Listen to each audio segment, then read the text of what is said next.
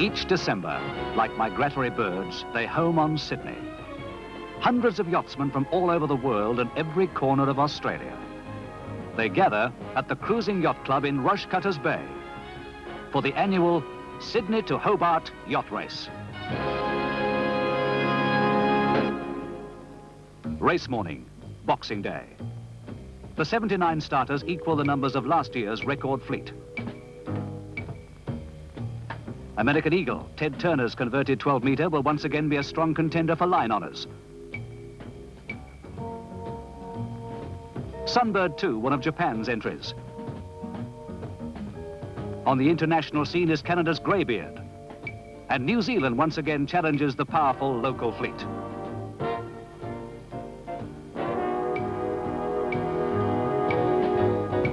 Pre-race nerves are international as last farewells take place. Casting off their mooring lines, the fleet heads for the start.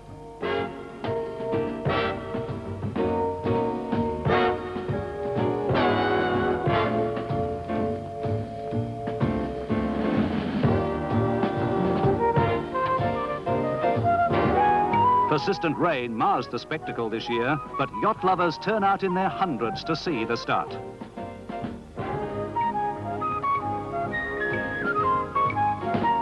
The giant Greybeard commands respect as the 79 yachts jostle for a favourable position as they await the starting gun.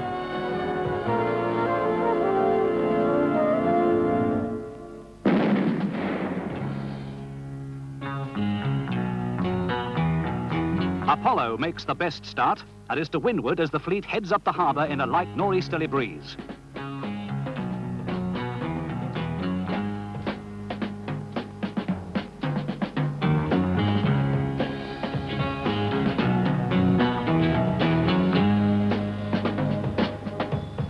After cautious starts, American Eagle and Greybeard gather in the smaller yachts.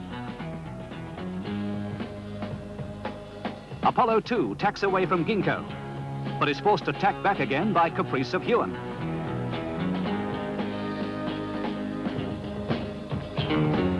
American Eagle, looking for better breezes along the eastern shore, shoulders her way through the tightly packed spectator fleet.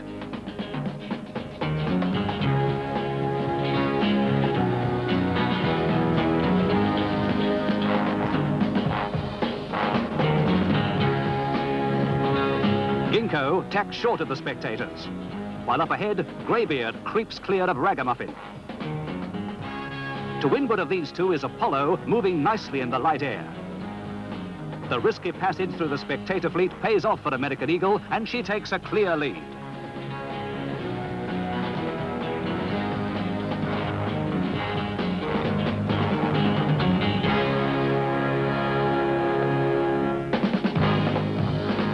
American Eagle, lifting to the first of the ocean swell, tacks towards the heads where the Caltex radio relay ship Stella Maris waits to accompany the fleet.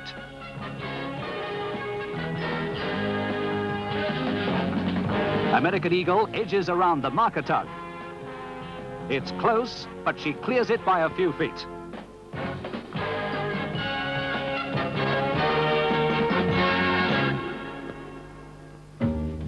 Second through the heads is Apollo.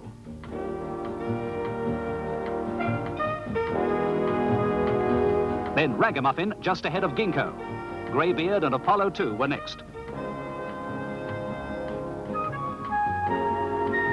The 1970 winner, Pasha, is followed out by Queequeg. Caprice of Huon tacks just ahead of the dark-hulled New Zealander Escapade. Meltemi, followed by the new Victorian entry, Kingura. Sunbird 2 from Japan covers Starfire of Perth. Mark Twain from Victoria, Kumalu and Boomerang 7, just cleared of New Zealander Runaway. Fargo 2, another Japanese entry, and Even from New Guinea. Cruising Yacht Club Rear Commodore John Roach is sailing Alcheringa, owned by Vice Commodore Jim Bridgeland. Anitra 5, winner 1957, and Warri, skippered by CYC Commodore John Bleakley. From California, the 75-foot Sirocco, in company with local yacht Tawari. Sirocco was once owned by film actor Errol Flynn.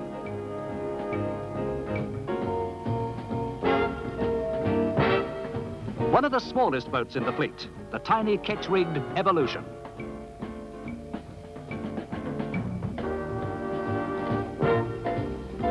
American Eagle eases sheets in the freedom of the open water, chased hard by Apollo.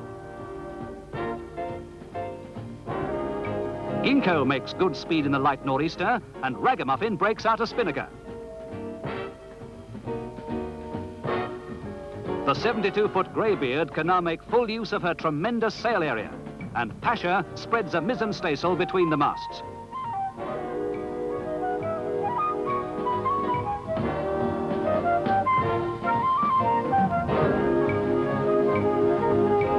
Up ahead, American Eagle clears the coast and heads south.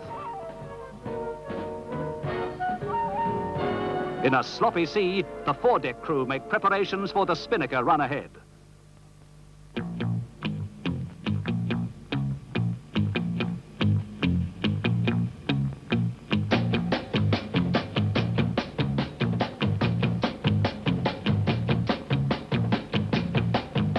During the afternoon, the wind freshens, 12 to 15 knots from the nor'east.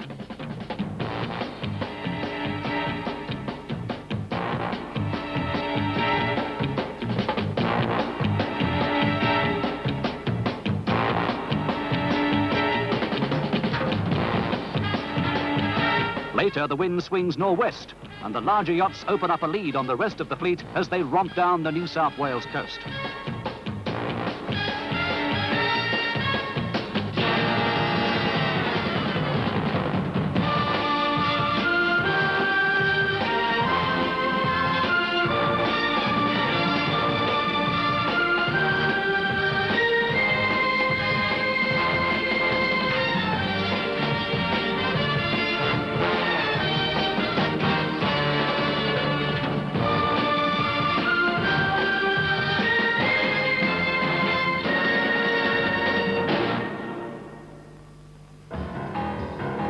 Dawn, the second day of the race.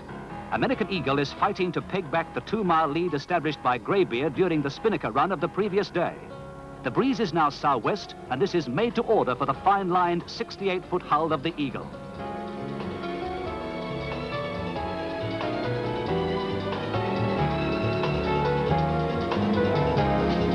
By mid-morning, the breeze swings southeast, and the fleet works to windward in ideal conditions.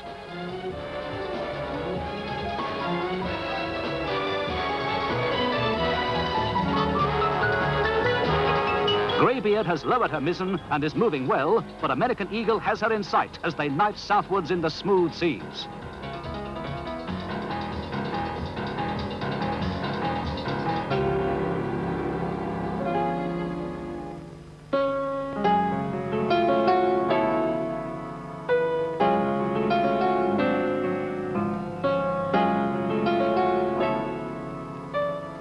American Eagle has made up the 2-mile deficit and now has Greybeard abeam. Turner searches for fractions of a knot as he strives now to open up a lead.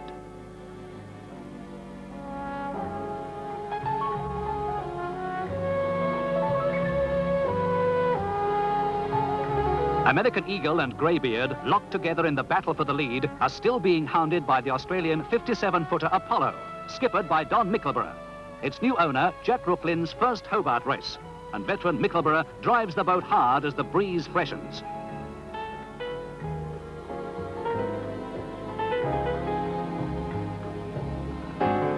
For Starfire of Perth, Neil McAllister's 53-foot yawl, it's a change of headsail.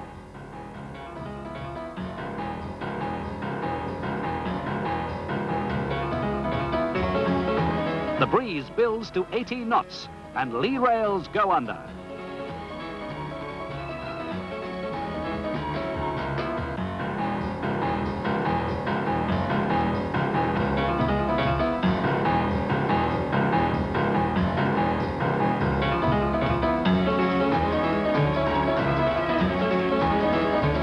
Yachts are vying for selection in a 3-yacht team to represent Australia at the Admiral's Cup, the World Ocean Racing Championship held in Cowes, England.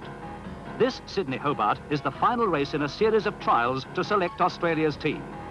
Late on the second day, one of these trialists, Bacardi, leads the fleet on corrected time.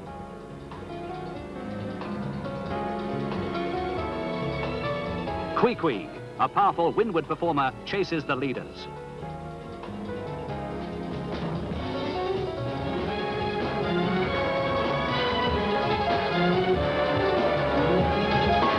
The new Coal 43, Minna, is well placed. And so too is the South Australian Anaconda, with Polaris from Lake Macquarie. The Caltex radio relay ship Stella Maris shadows the fleet.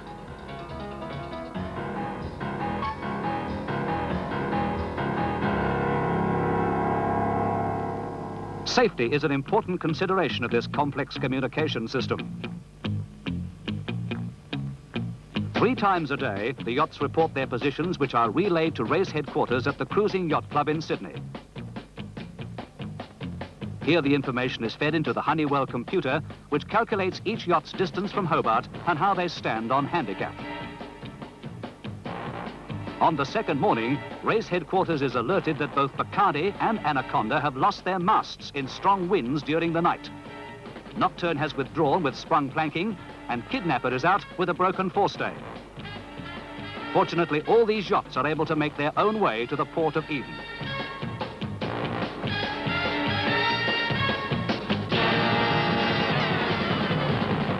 Into Bass Strait, Greybeard and American Eagle still duel at the head of the fleet. Well suited by the light to moderate headwinds, American Eagle now leads the bigger Canadian. Apollo still lies third, but well in the race for line honours.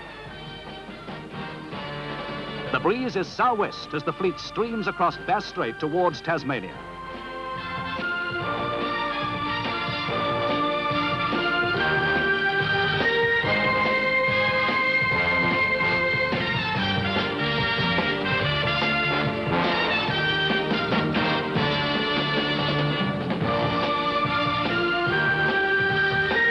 Down the Tasmanian coast and in sight of Tasman Island, Eagle leads Greybeard by 1.5 miles. I don't know how long this wind's going to hold like this. We've got to look aft and tell. Reaching under star-cut spinnaker, Eagle has hopes of beating the race record of 3 days, 3 hours and 46 minutes. But she's now being headed by the first breaths of a southerly change. I'm headed way low. Look at the course. More wind. We got to get it down. Get a line on that spinnaker. Come on, boys. Did somebody get it loose? We're going way low. The rest of the fleet run hard down the Tasmanian coast before a freshening nor'wester.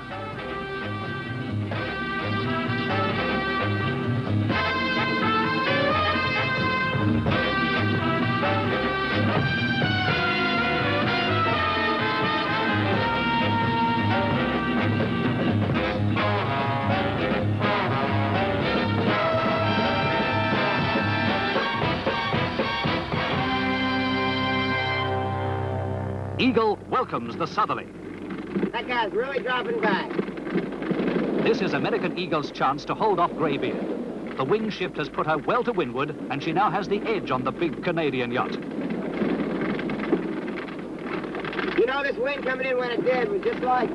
That's really just 40 miles when we get an 8-mile jump. Oh, that's it. They'll never fix it. We're not going to fix it now unless we have some trouble.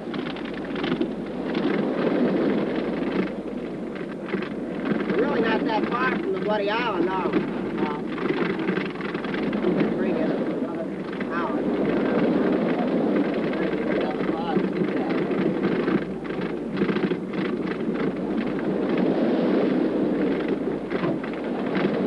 Yeah, it's getting worse. Okay.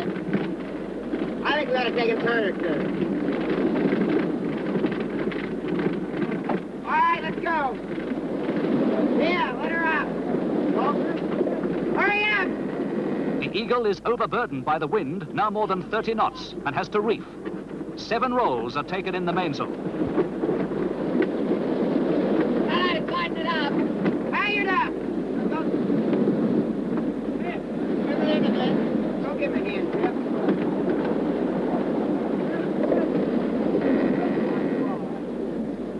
The fresh nor'wester still speeds the middle group southwards. Queequeg has been hampered by damage to her steering gear.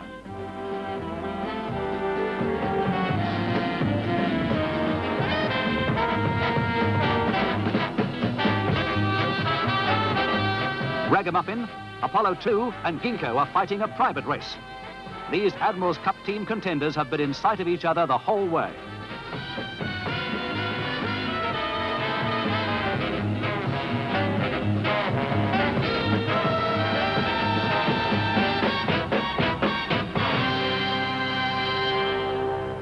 On American Eagle, it's a hard, wet slog to round Tasman Island.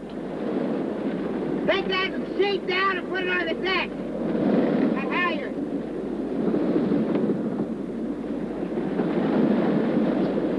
Visibility, close it in. Laying 230, will you remember that? I've been hoping that she'd be back close to me for quite a while.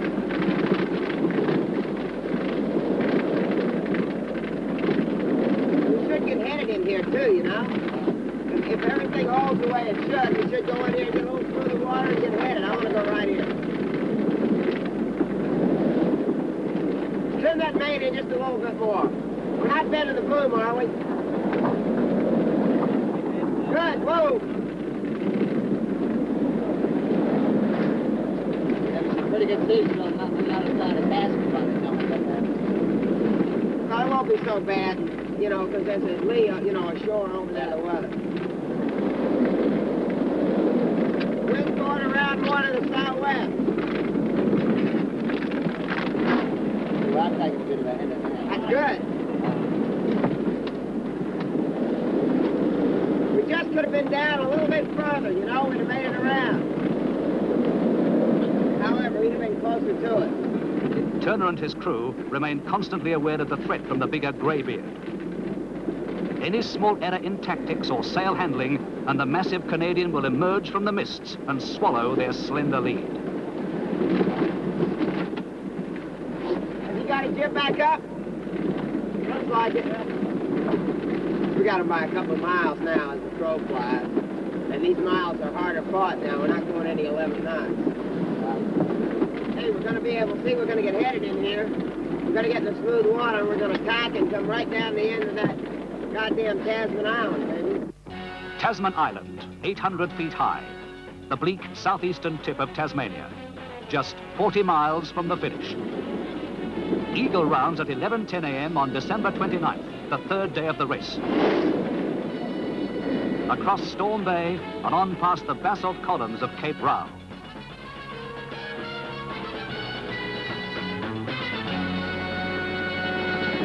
Hey, Normie, we're not going to need to change jibs. The wind's down enough to where we can put up the chute. Get rigged for it. Start cut. Might as well finish the way we started. All right, we can ease this backstay off now, big sis.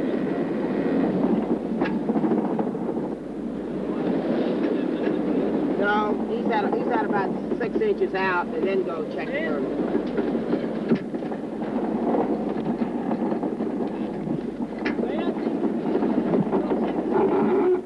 Way over trim. Take it now, take the sheet.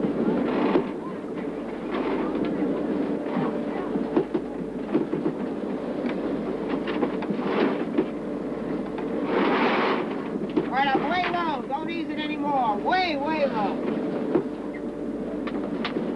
Coming up slowly. Trim! Hold forward, Max. Under her flat, star-cut reaching spinnaker, American Eagle heads for the mouth of the Derwent River.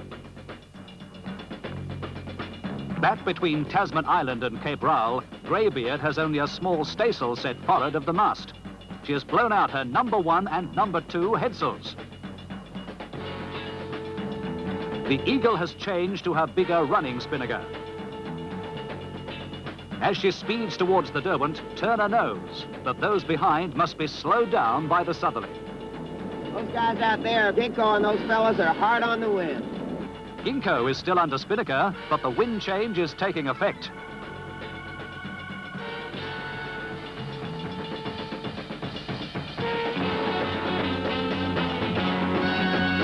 Ragamuffin struggles to keep her spinnaker working, while Minna has dropped her spinnaker to meet the sou'wester. Their chances of winning slip away as they commence a hard slog of more than 40 miles to round the formidable Tasman island. Eagle, meanwhile, glides up the Derwent within 11 miles of the finish. But she's not won yet. The winds in the Derwent are notoriously fickle, and the outgoing current always strong. Eagle loses the wind, and they sense that Greybeard is catching up.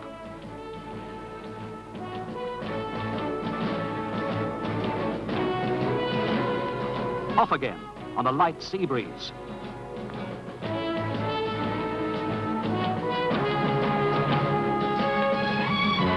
Within a mile of the finishing line, she stops in another calm, and Greybeard charges up the river. Greybeard closes to half a mile as Eagle's crew try desperately to get moving again. Finally, the Eagle picks up new breeze and speeds towards the finishing line. She crosses 3 days, 4 hours, 42 minutes and 39 seconds out of Sydney, 56 minutes outside the race record. Greybeard finishes just 15 minutes later.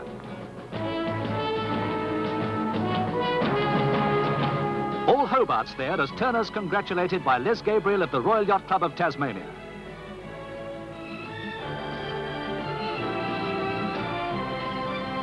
Greybeard moors, and owner Lol Killam unwinds to the warmth of Hobart's welcome. Next to finish, 3 hours later, Apollo.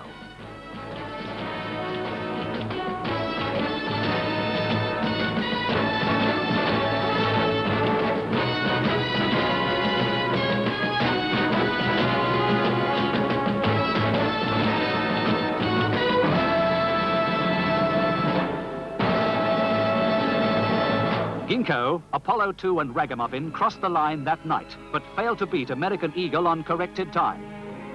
The position reports from the Caltex radio relay ship Stella Maris indicate that Turner's most serious threat now for handicap honours is the veteran yacht Caprice of Huon. But the morning wind is light, and the river has yet to be tackled.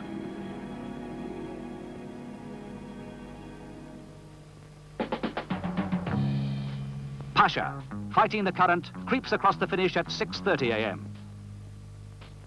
Followed just under an hour later by Queequeg. These yachts are followed at short intervals by the rest of the Admiral's Cup team contenders. The question is, can American Eagle carry off the corrected time trophy as well as the line honours already in her keeping? Only one yacht has done this before, John Illingworth's Rani, in the very first Hobart race of 1945. Turner paces the finishing line at Battery Point.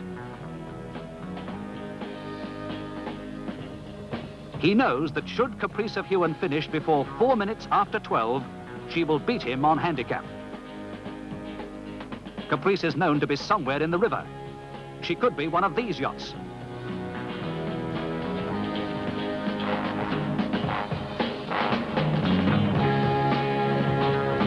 Nothing to be done but wait. Is that Caprice? No, it's Taurus. And Turner knows that he has won the elusive double, handicap as well as line honours. There's Caprice, but time has run out. Becalmed earlier in the river, she finishes 21 minutes too late. The rest of the yachts are slowed by a hard sou'wester in Storm Bay.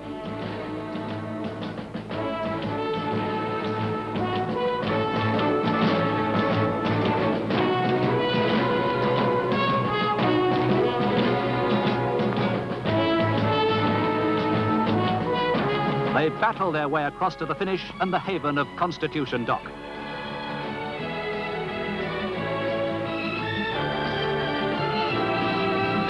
The Caltex radio relay ship Stella Maris, her job well done, enters the dock to join the fleet. The assembly of the finest yachts in Australia gradually fills the dock. There are the usual hard luck stories, but all agree that the place-getters have truly earned their trophies. The 28th Sydney-Hobart race has been won.